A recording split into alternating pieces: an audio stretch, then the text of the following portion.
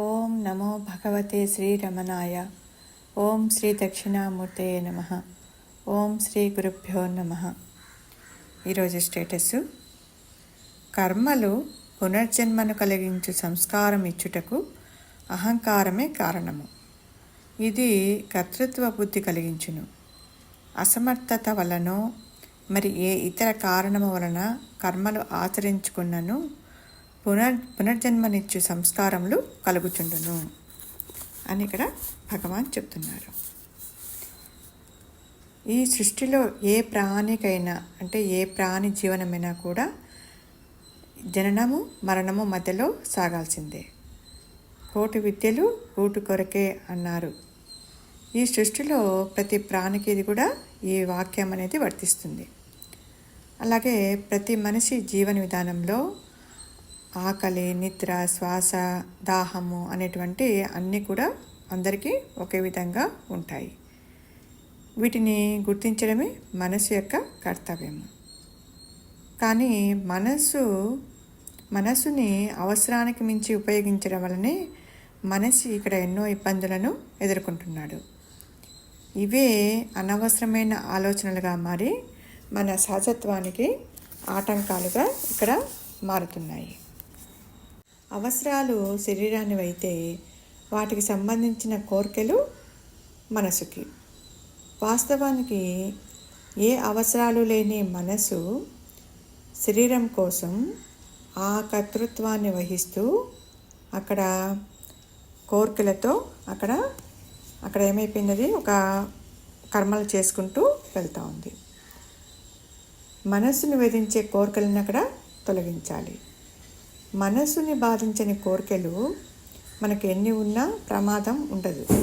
కానీ ఫలితాన్ని ఆశించని కోరిక మాత్రము మనసుని బాధించకుండా ఉంటుంది. మనకు ఒకసారి మాడిన వంటకాన్ని తిరిగి మనము దాన్ని మార్చలేం కదా. అలాగే కోరికల వల్ల ఏర్పడ్డ కర్తృత్వము, ఆ కర్తృత్వం వల్ల ఏర్పడ్డ కర్మలను ఎవరు కూడా మార్చలేరు. పరమాత్మ ప్రతిరూపమైన మనస్సు ఈ కర్తృత్వం చేతనే తన యొక్క సహజత్వాన్ని కోల్పోతుంది. అవసరాలు దేహానివి, అనుభవించేది మటుకు మనలో ఉన్న జీవుడు. మనం కన్ను, ముక్కు, చెవి, నోరు, చర్మము ఈ 5 బాహ్య ఇంద్రియాల ద్వారా చూస్తున్నామే కానీ వింటున్నాము, తింటున్నాము. కానీ వాటికి ఆధారంగా ఉన్న జ్ఞానేంద్రియాల రూపంలో ఉన్న ఆ శక్తి ఏదైతే ఉందో, ఆ చైతన్యం ఏదైతే ఉందో దాన్ని మనము గమనించటం లేదు. ఇది గుర్తించిన రోజు అక్కడ కర్తృత్వం పోయి మన కర్మలో కౌశలం అవుతుంది. అంటే కర్మలో కౌశలం వస్తుంది అని గీతలో కూడా చెప్తుంటారు. అంటే మన కర్మలకు నిజమైన అక్కడ పరిపూర్ణత సిద్ధిస్తుంది. మన నిద్ర మెలుకోవలే ఆ దైవం చేతిలో ఉండగా ఇక పనులన్నీ మనవి ఎలా అవుతాయి? ఆత్మ విచారణ ద్వారా నిత్య కర్మల్లో మన ప్రమేయం ఏమీ లేదన్న సత్యభావాన్ని మనం గుర్తిస్తే అక్కడ కర్మ మార్గంలో కౌశలంగా నిలుస్తుంది. ఏ కర్మఫలమైనా మనకి శాశ్వతంగా ఉండటం లేదని గ్రహించిన రోజు ఫలాపేక్షరహితమైన కర్మలకు మనము అక్కడ శ్రీకారం చుడతాము. శాశ్వత ఫలాన్నిచ్చే కర్మాలేవి ఈ సృష్టిలో లేవు కనుకనే ఏది అనుభవిస్తున్నా కూడా ఇది శాశ్వతం కాదన్న జ్ఞప్తి ఉండాలి. ఏ అనుభవమైన క్షణకాలమే కదా ఉంటుంది. అది తర్వాత అది కాలంలో కలిసిపోతుంది. అది ఆ తర్వాత ఆ క్షణకాల అనుభవం ఏమైపోతుంది, అది జ్ఞాపకంగా మిగిలిపోతుంది. కనుకనే అక్కడ జీవితం అనేది క్షణభంగురం అని అంటున్నారు. సాధనకు అవరోధంగా బలమైన ఈ వాసన వికారాలు ఉన్నాయి కదా అన్న ఒక భక్తుని ప్రశ్నకు భగవాన్ సమాధానం చెప్తూ అవి ఈశ్వరుని కంటే బలమైనవా అని తిరిగి ప్రశ్నించారు.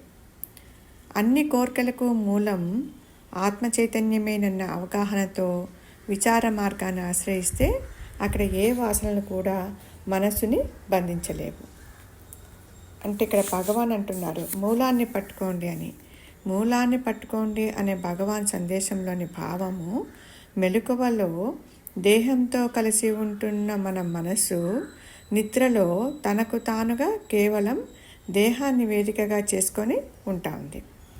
సాధనతో మెలకువలో కూడా ఆ స్వచ్ఛమైన మనస్సుని మనము అనుభవించగలడమే ముక్తి అని చెప్తున్నారు. అంటే మనకు అసమర్థత వలనో లేకపోతే మరి ఇతర కారణం వల్ల కూడా కర్మలు ఆచరించకుండా ఉన్నప్పుడు కూడా అది మనకు పునర్జన్మనిచ్చే అవకాశము ఉంటుంది అని ఇక్కడ భగవాన్ చెప్తున్నారు. దైవ దృష్టి లేని కార్యము, పరమార్థత, పవిత్రత లేని క్రియ ఎలా ఉంటుందంటే వాసన కానీ జీవము కానీ లేని ఒక కృత్రిమ పుష్పం వంటిలాగా ఉంటుంది. కాబట్టి కర్మ గొప్పది కాదు, కర్మ చేయు విధానము గొప్పది. అలాగా శరీరము ఇంద్రియాల ద్వారా లోకమునందు అంటే ప్రపంచం నందు వివిధ కార్యములందు ప్రవర్తిస్తున్నను మనస్సుని నిశ్చలంగా దైవం నందు నిలకడగా కలిగి ఉండేటట్టే ఇదే కర్మయోగము అని ఇక్కడ భగవాన్ చెప్తున్నారు. శ్రీ గురుభ్యో నమః.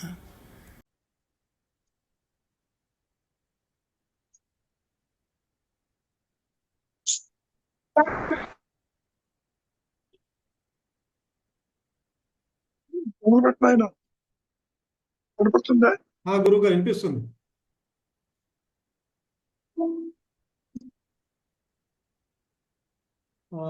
కర్మలు పునర్జన్మను కలిగించు సంస్కారము ఇచ్చుటకు అహంకారమే కారణము.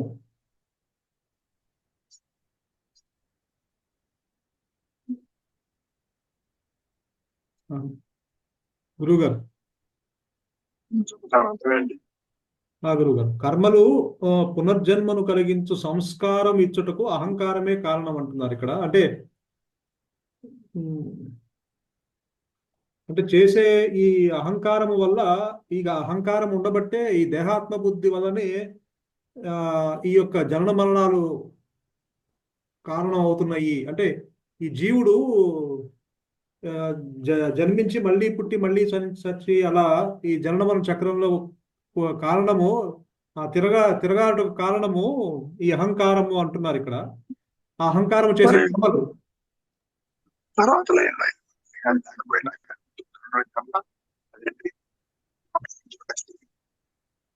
గురుగారు ఇది కర్తృత్వ బుద్ధి కలిగించును.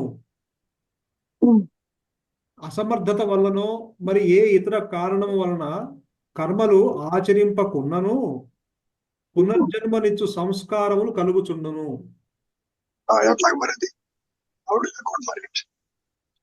గురుగారు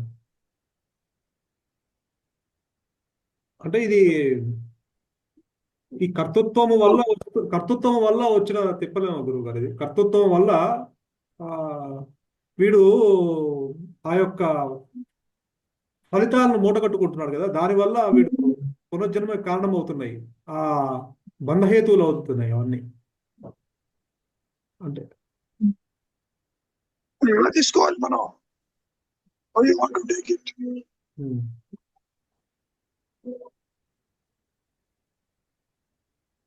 అంటే ఇక్కడ అసమర్థత వలన మరి ఏ ఇతర కారణం వలన కర్మలు ఆచరింపకున్న పునర్జన్మనిచ్చు సంస్కారములు కలుగుచుండును అంటున్నారు గురుగారు.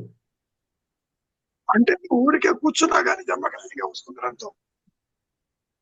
అదే కర్మలు ఆచరింపకున్నను పునర్జన్మ వస్తుంది అంటున్నారు. ఎందుకని అంటే అక్కడ ఊరికే కూర్చున్నా కూడా దేహాత్మ బుద్ధి ఇంకా ఉన్నది కదా, అంటే నిలబడే ఉన్నది కదా, దేహాత్మ బుద్ధి అంటి పెట్టుకునే ఉన్నది కదా ఊరికనే కూర్చున్నా కూడా అని. ఇక్కడ ఒక విషయం బాగా గుర్తుపెట్టుకుని ఆయన ముందు వాసనలు ఉండాలి, నెక్స్ట్ కర్తృత్వం ఉండాలి. వాసనల వల్ల కర్తృత్వమే కానీ కర్తృత్వం వల్ల వాసన కాదు. ఓకే. జన్మకి కారణం వాసనలు, కోరికలు, బంధాలు. కాబట్టి వాసన ఉంటేనే ఈ ఒక దేహాన్ని ఆశ్రయిస్తాం, లేకపోతే అక్కర్లేదు. ఇక్కడ ఏమిటి, వాసనలు ఉన్నాయి, కర్తృత్వం లేదు, అయినా నీకు జన్మ వస్తుంది పాయింట్ అని గురువు చెప్పాడు. అంటే వాసనలు రావటానికి కారణం కర్తృత్వం చేసే పనే కదా గురువుగారు.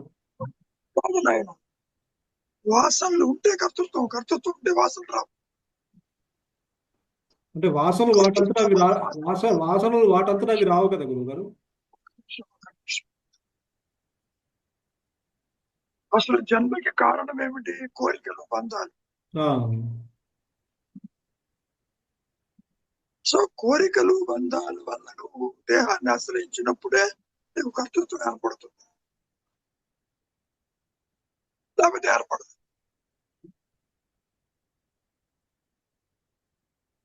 ఎట్లా తీసుకో, మా రమణ మహర్షికి 16వ ఏటనే ఆత్మ ప్రకాశించింది. అయినా వాసనలు 1950 దాకా ఉండే కర్తలేవు. How do account for it? కర్తృత్వం లేని వాసనలు ఉన్నాయా లేవా మరి? ఉన్నాయి, కర్తృత్వం లేని వాసనలు ఉన్నాయి. మరి కాబట్టి మనం ఎట్లా అర్థం చేసుకోవాలి? వాసన వాసన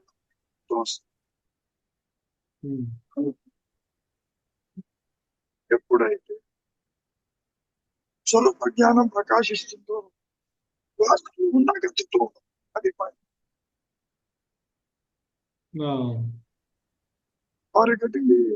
డిఫరెన్స్. అంటే గురువుగారు ఇక్కడ స్వరూప జ్ఞానం ప్రకాశించక వాసనలు ఉన్నా కూడా కర్తృత్వం బంధించదు, అంతేనా గురువుగారు?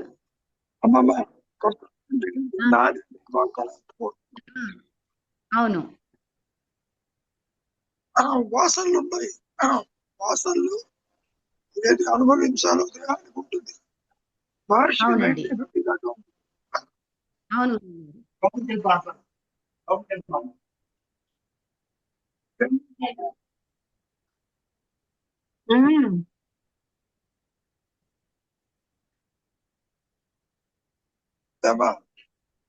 అవును గురువు గారు, అంటే ఆ వాసనలు ఆయన్ని పాయింట్ గురువు గారు. వాసన ఎవరికి అన్నప్పుడు నువ్వు దేహంతో ఉన్నప్పుడు అవి ఎగ్జిక్యూట్ అవుతాయి. గురువు గారు, నువ్వు దేహంతో లేవు, నిద్రపోతున్నావు, ఎగ్జిక్యూట్ కావు. అందుకని నిద్ర నుంచి బయటికి నెడుతుంది అది.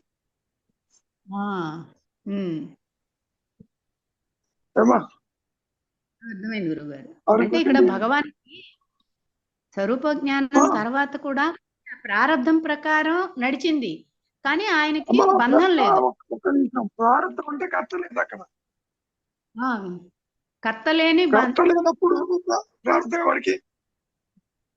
కరెక్టే. కాబట్టి వాసనలు ఎప్పుడెప్పుడు ఆ దేహానికి జరగవలసి ఉన్నదో అది అనుభవిస్తూనే ఉంది, కానీ కర్త లేదు. కర్త లేని వాసనలు లేదు, కర్త లేడు. తాను ఆత్మగానే ఉన్నాడు, కానీ దేహం అన్ని రోగపూరితమై 1950 దాకా ఉందిగా. అవునండి, Is it not? అవును గురువు గారు.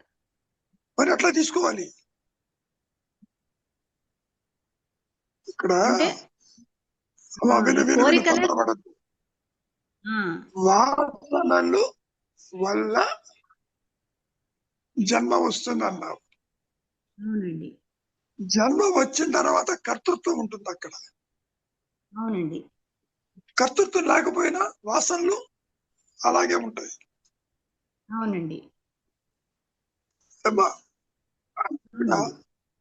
ఒక్క స్వరూప జ్ఞానముతోనే కర్త ఎగిరిపోతాడు. పాయింట్ అది. వాసనలు ఉంటాయి. పిడికెడు ప్రారంభంతో వచ్చావు. ప్రారంభం అంటే వాసన. అవునండి, అనుగ్రహము చేత భిన్న వయస్సులో అది ప్రకాశించినప్పుడు కర్త ఉండడు, కానీ వాసనలు దేహం ఎక్స్పైరీ డేట్ దాకా ఉంటాయి. అర్థమైంది గురువు గారు. అప్పుడు ఏమని చెప్తాము? కర్త లేని కర్మలు చేస్తూ పోతాడు. కర్మ సాగుతుంది కానీ కర్త ఉండదు. అంటే అకర్మలు చేస్తూ ఒక డ్రైవర్లెస్ వెహికల్ వెళ్తుంది అక్కడ. అర్థమైంది గురువు గారు. ఏమైనా రవి అర్థమవుతుందా? గురువు గారా, అంటే జన్మకు కారణం వాసనలు, ఎగ్జాక్ట్లీ. అంటే కోరికలా గురువు గారు? కోరికలు, బంధాలు, రాగాలు, ద్వేషాలు, ద్వైతం అంతా వస్తుంది. ఇవన్నీ కూడా నువ్వు ఎగ్జిక్యూట్ చెయ్యాలి అంటే నీకు దేహం కావాలి. అవును. సో ఆ దేహం ఉంటేనే ఇంద్రియ సుఖాలు అనుభవించాలన్నా, దుఃఖాలు అనుభవించాలన్నా, కష్టాలు అనుభవించాలన్నా, నీవు చేసినటువంటి పూర్వజన్మ కర్మలు అనుభవించాలన్నా, ఫలితాలు అనుభవించాలన్నా అవన్నీ వాసన రూపమే ఉంటాయి. అంటే ప్రారంధం ఉంటేనే కర్తృత్వం వస్తుంది. ప్రారుద్ధం అనేది it's a very broad word. Karma is a broad word.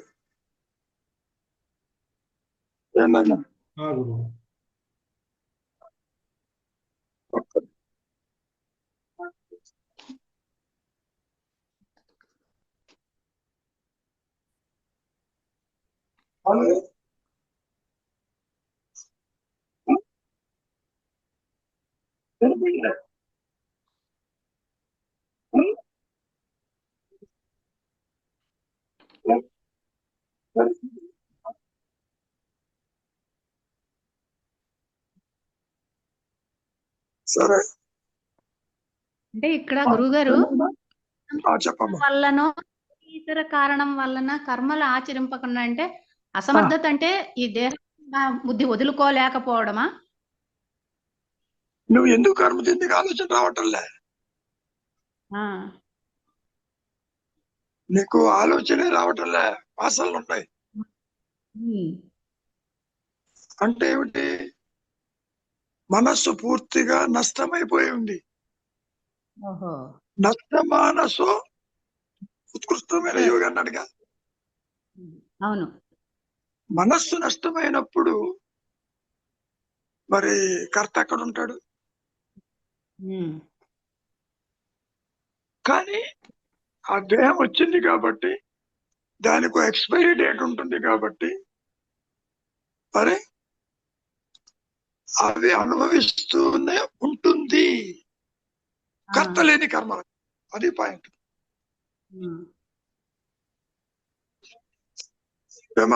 Are you getting the clarity? గురువు గారు, అంటే ఇక్కడ అసమర్థత వల్లనో ఇతర కారణము వలన కర్మలు ఆచరింపకున్నను పునర్జన్మనిచ్చు సంస్కారం కలుగుచున్నవి అన్నారు.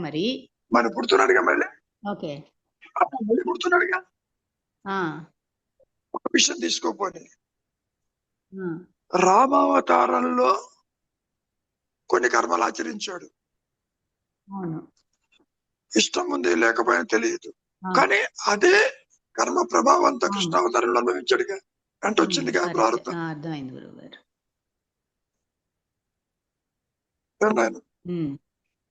అర్థమైంది గురువు గారు. ఇది చాలా క్రిటికల్ గా ఉంటుందమ్మా. నీవు చేసేది కర్తృత్వ కర్మనా కాదా అనేది వెరీ వెరీ క్రిటికల్. అది సాగిపోతుంది. అది ఎలా డిసైడ్ అవుతుంది? మళ్ళీ వాసన వల్ల తెచ్చుకున్న పిడికడి ప్రారంభంతో తెలుసు. నువ్వు ఎంతసేపు నిద్రపోవాలి, ఎంతసేపు మెలుకుతూ ఉండాలి, ఏ పని ఎప్పుడు చెయ్యాలి, ఎప్పుడు గాలి పీల్చాలి, ఎప్పుడు చూడాలి, వినాలి, తినాలి, ఇవన్నీ ప్రోగ్రామ్ అయి ఉంటాయి. నీకు ఇష్టం లేకపోయినా వింటావు, కానీ ప్రోగ్రామ్ లో ఉంటుంది. అర్థమైంది గురువు గారు. ఇష్టం లేకపోయినా కర్మలు చేస్తూ ఉంటావు. ఆ కర్మ ఫలితాలు ప్రోగ్రామ్ లో ఉండి మళ్ళీ జన్మకి తీసుకెళ్తాయి. సరే సరే, ఇప్పుడు అర్థమైంది గురువు గారు. అప్పుడు అనుకుంటావే I am force to do it అని. అవి కూడా అవునండి. కర్మకి తీసుకెళ్తాయి. ఓహో, సరే సరే. అంటే అది ప్రోగ్రామ్ లో ఉన్నప్పుడే ఆ కర్మ చేస్తాను, but I don't like that karma, even that gives the result. ఇష్టం ఉన్నా లేకుండా జరుగుతుంది, అది పాయింట్. అది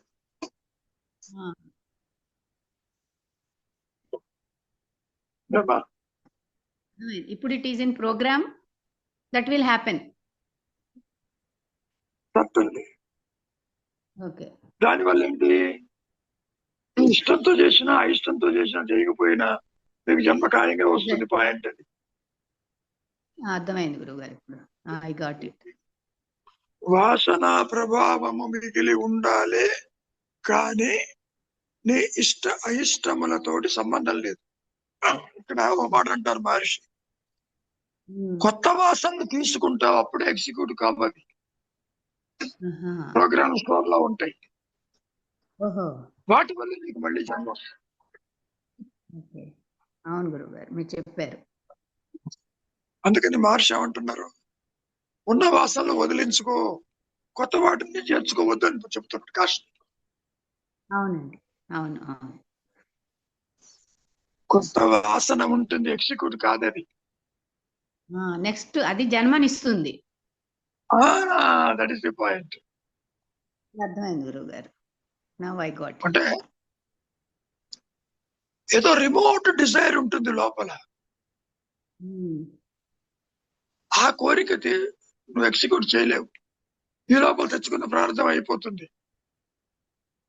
సో నువ్వు సో నెక్స్ట్ అక్కడ ఏమన్నారు, నువ్వు చేసినా చేయకపోయినా జన్మకాయంగా వస్తుందని చెప్పాడు ఏనాయన Ravi.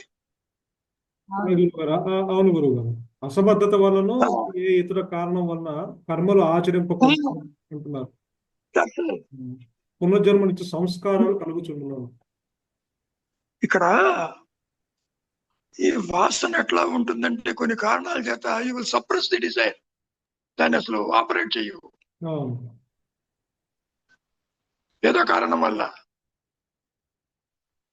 So that desire will take you to the rebirth point. అది ఏమా అంటే స్వరూప జ్ఞానము ప్రకాశించేంత వరకు ఈ అహంకారం దేహాన్ని మారుస్తూనే ఉంటుంది. అంతేగా, ప్రకాశించిన తర్వాత కర్త లేని కర్మలు ఉంటాయి, పాయింట్. అది జీవన్ముక్తులకి కర్త ఉండడు, కర్మ వెంటాడుతుంది దేహం ఉన్నంత వరకు. జనకాజ మహారాజుని తీసుకో, ఎలా ఉండాలి, ఏం చేయాలనేది అవన్నీ ప్రోగ్రామ్ అయి ఉంటాయి.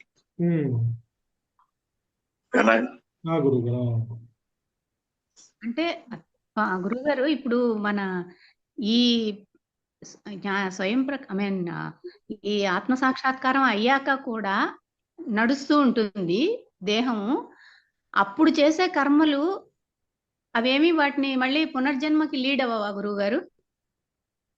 ఇక్కడ అదే చెప్తున్నాడుగా, చేసేది అంటున్నావు, కర్త లేకపోతే చేసేవాడు ఎవడు?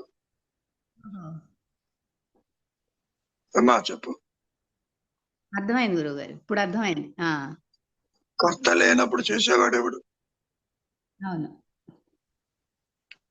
ఏమా అర్థమైంది గురుగారు, ఇప్పుడు అర్థమైంది. అసలు ఇదంతా కూడా మాయలో చెప్పుకునే కొన్ని సిద్ధాంతాలు.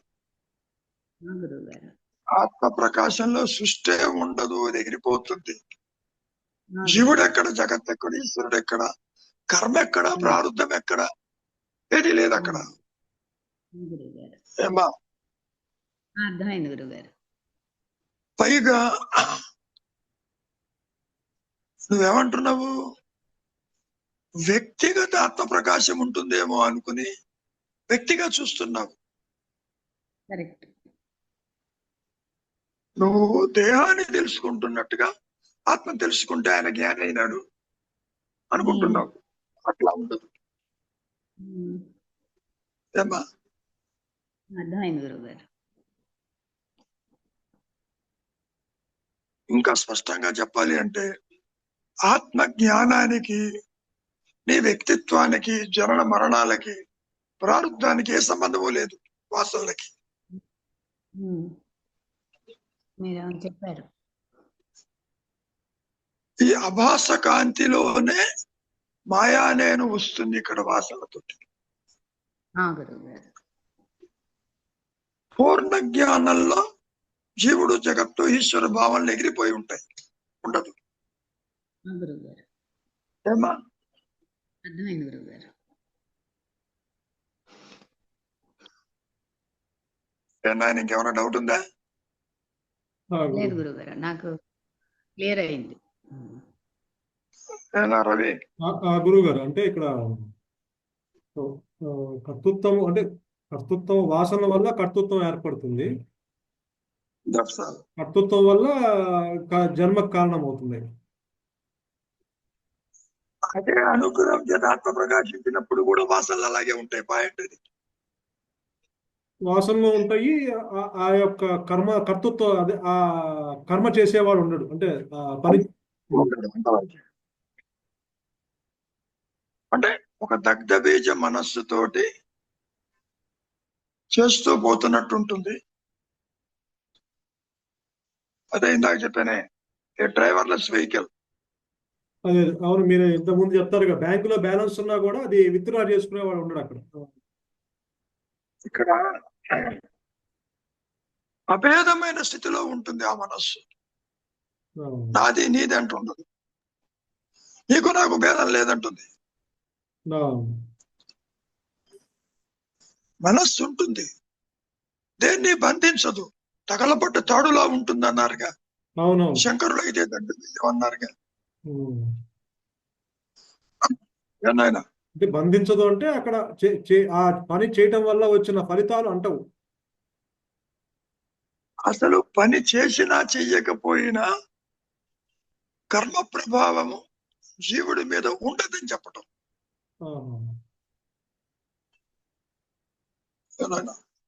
గురువురా, అంటే బంధించదు అంటే ఇక్కడ అర్థం ఆ కర్మ ప్రభావం ఆ జీవుడి మీద ఉండదు, జ్ఞాని మీద. కర్త లేడుగా, కర్త లేడు, కర్తతో బంధిస్తుంది. బంధించడం నాది ఆ ఫలితాలు మీదేసుకుంటే ఫలితాలు స్వీకరించడం. అంతేగా, మంచి కానీ చెడు కానీ వాటిని అనుభవించడానికి మళ్ళీ ఇంకోదేం కావాలి నీకు, అది పాయింట్. అంటే ఇక్కడ ఆ ఫలితాల్లో అనుకూలము ప్రతికూలము పాపము పుణ్యము ఇలా డివైడ్ అయిపోతుంటాయి. అవన్నీ కూడా కర్త ఉంటే అమ్మడి పడతాయి, లేకపోతే పడవు.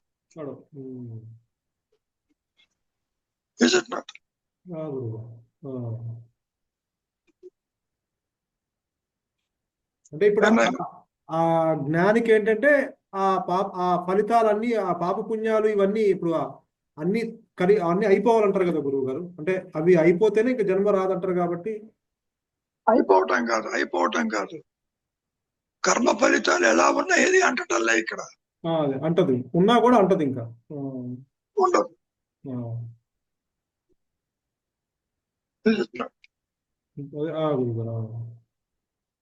సంచిత ఆగామి అవన్నీ ఉంటాయి కదా, అవన్నీ ఉన్నా కూడా అసలు ఏమి అంటవు ఇంకా. ఇక్కడ ఇవన్నీ కూడా కర్త ఉంటే చెప్పుకునేటువంటి విశేషాలు. గురుగారు అర్థమైంది. ఇక్కడ గతంలో చేసినవి, ఈ జన్మలో కొత్తవి, ఇంకా కొత్తవి తీసుకున్నవి, ఏనైనా ఆగామి సంచితము ప్రారంభం అవుతుందని ఆ విధంగా చెప్పడం. అసలు మూల తలంపే ఎగిరిపోయింది. పాయింట్ అది. దాంతో పాటు ఇవన్నీ ఎగిరిపోయినాయి, పోతాయి, ఉండవు ఇంకా. ఇక్కడ సైక్లిక్ ఆర్డర్ ఒకటి ఉంటుంది. బాణం విల్లు నుంచి వెళ్ళిపోతే ప్రారంభమై కూర్చుంది. బాణం రెడీగా ఉంది, వదిలితే ప్రారంభం అవుతుంది, కాకపోతే కాదు. అంబుల పొదిలో ఇంకా బాణాలు చాలా ఉన్నాయి, వాటిని ఉపయోగిస్తున్న కొద్దీ ఆగామి సంచితము ప్రారంభమై కూర్చుంటుంది. ఇట్లా సైక్లిక్ ఆర్డర్. జ్ఞానికి బాణాలు ఉన్నా కూడా ఇంకా వదలని, ఇంకా ఆ బాణాలు అట్టానే ఉంటాయి, ఇంకా వదలటానికి ఏముండదు. జ్ఞాని అనే పదం సరి అయింది కాదు, వ్యక్తిత్వంతో ఆత్మ కాదది. తెర మీద బొమ్మలు ఎన్ని పడినా తెరని అంటని రీతిలో ఉంటుంది. Is it not?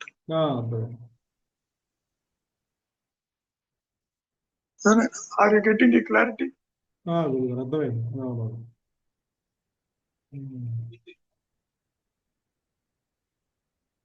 శ్రీనివాసరావు గారు ఏమైనా ఉందా ఇంకా?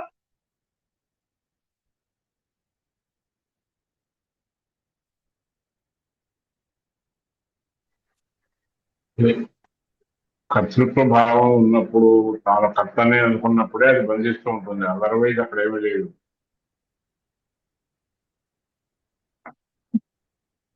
ఆ స్వేచ్ఛ తనకుంది కదా, కర్మఫలాన్ని తీసుకోవాలా వద్దనే స్వేచ్ఛ జీవుడికి ఉంది కాబట్టి. ఆ స్వేచ్ఛ అహంకారంతో కూడుకొని ఉంటుంది. స్వేచ్ఛ, ఫ్రీ విల్లు, ప్రారంధము, కర్తృత్వము అన్ని కలిసి ఉంటాయి దాంట్లో. కానీ స్వరూప జ్ఞాన ప్రకాశం తరువాత కర్త ఎగిరిపోయి ఉంటాడు. దేహం ఉంటుంది, ప్రారంధము సాగిపోతూ ఉంటుంది. దేహం ఉంటుంది, పని చేసేవాడు కొత్త ఉండడు. ఎందుకని ఎప్పుడేం తినాలి, ఎప్పుడేం తిరగాలి, ఎప్పుడు ఏ దేహం అనుభవించాలి. అందుకనే ఇంత జరుగుతూ ఉన్నా చెప్పేవాడు లేడే అంటాడు. ఉంటే ఉంది దేహానికి, నాకేం పర్వాలేదు అన్నాడు. ఎలా చెప్పగలిగాడు? దగ్ధబీజ మనస్సు. కారణం లింక్ తెగిపోయి ఉంటుంది. దేహాత్మ బుద్ధి అనే ముడి, హృదయ గ్రంథి తెగిపడి ఉంటుంది స్వరూప జ్ఞానంతో. అందుకని he is not bothered about what happens to the body and their relations. అట్లా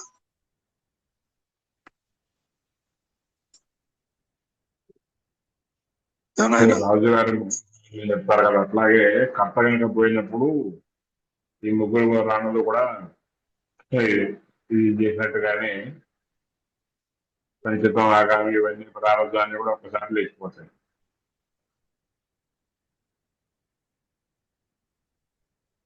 ఒకటి ఆత్మపరంగా తీసుకుంటే సృష్టి లేదు, కర్మ లేదు, జన్మ లేదు. ఎందుకని నేనెవరన్న దాంట్లో అసలు జీవుడే ప్రస్తాతికంగా తయారైనాడు. ఉనికి లేని వాడికే ఇన్ని సిద్ధాంతాలు వచ్చినాయి.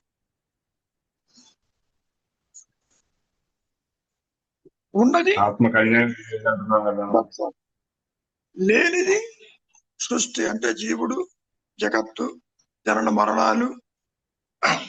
ఆ మాట కూడా అడిగారుగా మహర్షిని. స్వరూప జ్ఞానంతో వచ్చే బెనిఫిట్ ఏంటి అన్నప్పుడు జనన మరణాలు ఉండవన్నాడు.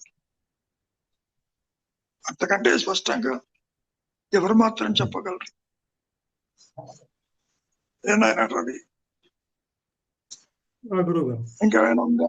ఒకవేళ మళ్ళీ జ్ఞాని జన్మించాలన్నా అంటే ఇక కర్తృత్వం లేకుండానే జన్మిస్తాడా గురువు గారు? ఎట్లా జన్మిస్తాడా లేదా, ఎలా ఉంటుందనేది ఆ ఉच्चतर శక్తి డిసైడ్ చేస్తుంది. పాత వాసనలతో పంపిస్తుందా, వాసన రాహిత్యం చేసి పంపిస్తుందా, ఎవరికి తెలుసు? తెలియదు గురువు గారు. It's only anticipation. ఆ మాట కూడా అన్నారుగా, ఆత్మ ప్రకాశించిన తర్వాత నార్మల్లీ జన్మ ఉండదు అంతటితో ఆపలా. ఆ ఉच्चतर శక్తి కావాలనుకుంటే మళ్ళీ పంపిస్తుంది మాయలోకి. అంటే నీకే ఆప్షన్ లేదని చెప్పటం. నీకు తిరిగి జన్మించాలా వద్దా? ఇది ఎలా ఉంటుందంటే నాయన, ఒక కుమ్మరివాడు మట్టితో కుండని, గ్లాసుని, బాణని ఏవో తయారు చేస్తాడు. సో ఒక ఆకారం చూసి అడుగుతున్నావు నువ్వు దాన్ని, నువ్వు మళ్ళీ కుండగా వస్తావా అని. రావచ్చు, రాకపోవచ్చు. ఆ కొండ పగిలిపోయింది, పళ్ళాలు పగిలిపోయినాయి, మొత్తం మట్టి అయింది. ఆ మట్టిని మళ్ళీ కూడా తీసుకుని కలిపి ఇంకో ఆకారం చేయొచ్చుగా. అవును, చేయొచ్చు గురుగారు. అవును. అదే చెబుతున్నారు మహర్షి.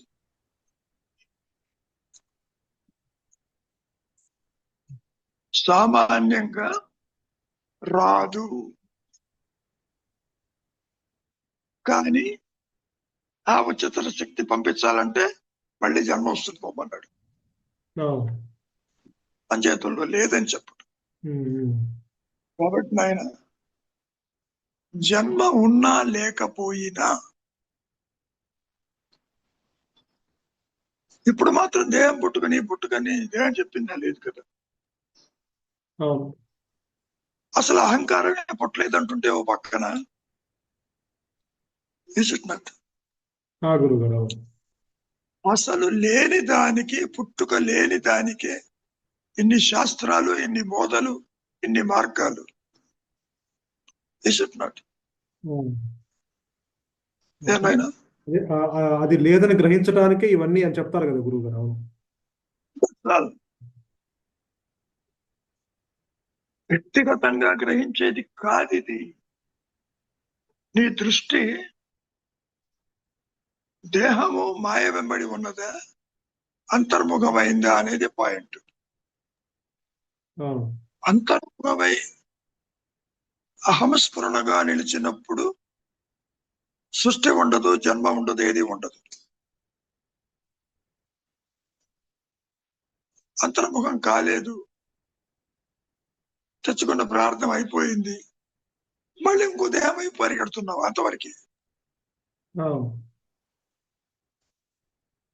ఆ మాట కూడా అన్నారు మహర్షి. పూర్వజన్మలో ఏం చదివి ఉంటానేమో నాకు అన్ని స్పష్టంగా తెలుస్తున్నాయి అన్నాడు. అంటే కొన్ని పూర్వ స్మృతుల వాసనలు ఎంబడి ఉన్నట్టేగా. గురుగారు.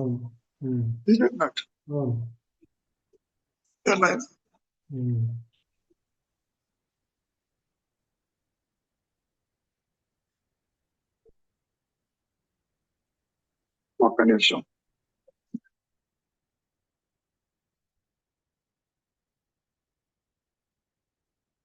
చెప్పమ్మా.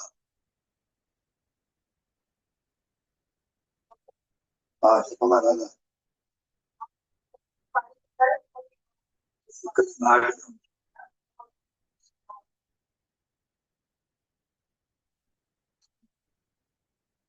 ఏమైనా గురుగారు. ఇంకేమైనా ఉందా? ఇంకేం లేదు గురుగారు. ఇంతకీ ఓ విషయం చెప్పు, విన్నావు కదా. కర్మ ముందే జన్మ ముందే చెప్పు, ఉందా లేదా? లేదు గురుగారు. అంటే ఆలోచన వస్తే కర్తృత్వము అసలు కర్మ గాని జన్మ గాని ఏది లేదు. ఈ రాజలోకాలు లేవు, నువ్వు నేను పుట్టలేదని ఇంత స్పష్టంగా కృష్ణ పరమాత్మ చెబితే ఇంకా నేను పుట్టాను, నా కర్మ ఉంది, ప్రారంభం ఉంది, ఇవన్నీ నువ్వు ఆలోచించిన కొద్దీ లేనటువంటి కర్మ వలయంలో చిక్కుకుంటున్నావు. You create your own network. అది వద్దు. అవగాహన కూడా అంత గట్టిగా బలపడాలి. అంతే. జీవుడు ఆత్మ అవటం గాని, ఆత్మ ముక్కలవటం గాని జస్ట్ అవుట్ ఆఫ్ క్వశ్చన్. తాడు పాము అవటం గాని, పాము తిరిగి తాడవటం గాని ఏ విధంగా కుదరదో ఇది అంతేను. ఓకే గురుగారు. ఇంకేమైనా డౌట్లు ఉన్నాయా? జన్మ మీద, కర్మ మీద? చిన్నప్పటి నుంచి ఇదంతా నా కర్మ అనుభవిస్తున్నానంటుంది ఆ సరోజ. అటువంటిది ఏది లేదమ్మా. అట్లా అనుకునేది కూడా లేదు గురువు గారు. మీరు చెప్పాక అది అనుకోవడం లేదు గురువు గారు. అనుకోవటం లేదు అనేది కూడా ఒకటి ఉన్నదనేగా. ఆ ఉన్నది అనుకోవటం లేదంటున్నావుగా. ఒక ఆలోచనే అని చెప్తారుగా గురువు గారు మీరు అనుకోవడం కూడా. అమ్మా అమ్మా నువ్వు ఎన్ని చెప్పినా ఈ మనస్సు గతాన్ని ఒక్కసారి స్మరించినప్పుడు అవన్నీ బయటకు వస్తూనే ఉంటాయి. గురువు గారు. నీకు ఇష్టం ఉండి వస్తుందని కాదు, లోపల ఉండి వస్తుంది అంతవరకు. నువ్వు దేన్ని మార్చలేవు, గురువు గారు. అది తప్పదు. మూలము ప్రకాశించనంత వరకు ఇట్లా తారట్లాడటం జరుగుతూనే ఉంటుంది. ఈ విష సర్కిల్లో తిరుగుతూనే ఉంటుంది.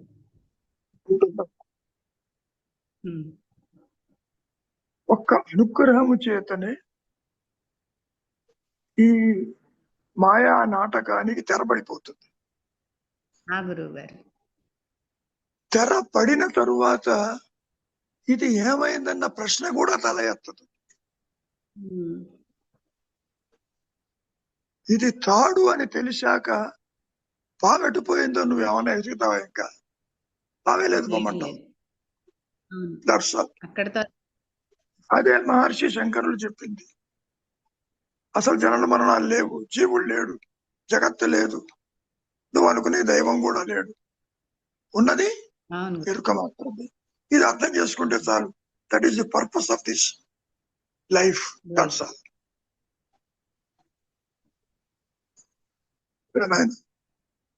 అర్థమైంది గురువు గారు.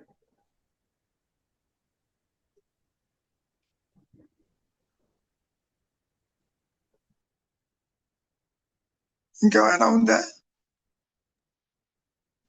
గురువు గారు ఇంకేం లేదు గురువు గారు. ఏమీ లేదని తెలుసుకోవటమే జీవిత పరమావధి. అంటే ఆత్మగన్యంగా ఏదీ లేదు, ఉన్నది ఎరుక. That's all. ఆ అవేర్నెస్ లో జీవుడు గాని, జగత్తు గాని, ఈశ్వరుడు గాని, అవస్థాత్రయములు గాని, జనన మరణాలు గాని, సృష్టి గాని అసలు ప్రస్తాపనే ఉండదు. ఇవన్నీ కనపడాలంటే మరి ఒక ముడి ఏర్పడాలి, ఒక వాస్త కాంతి రావాలి. స్వయం ప్రకాశము లేని, అటు జడము కాకుండా ఇటు చైతన్యము కాకుండా మధ్యలో వస్తుంది ఇది, ఈ అహంకారం, ఈ వ్యక్తిత్వం.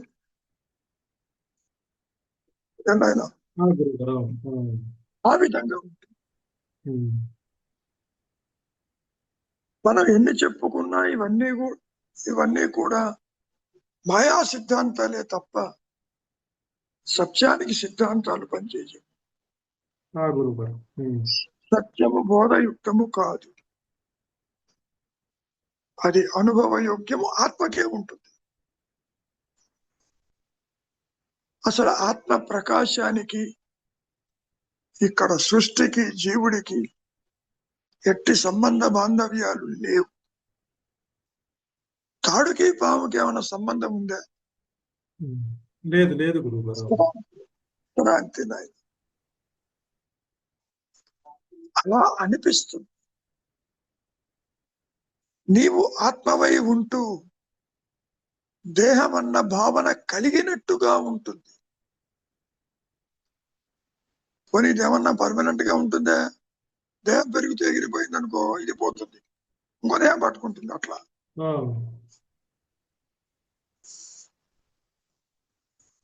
ఒక విషయాన్ని బాగా గుర్తుపెట్టుకోండి. అసలు జడ చేతనముల కలయిక అది ఒక అభూత కల్పన. జీవుడు ఒక ఊహా వస్తువు, ఇమాజినరీ, ఫ్యాంటమ్, పిశాచం, లోయర్ సెల్ఫ్, ఉనికి లేనిది. ఈ 4 మాటలు గుర్తుంటే చాలు. అర్థమైంది. దాని నుంచి వచ్చింది ఏదైనా సరే ఉనికి లేనివి.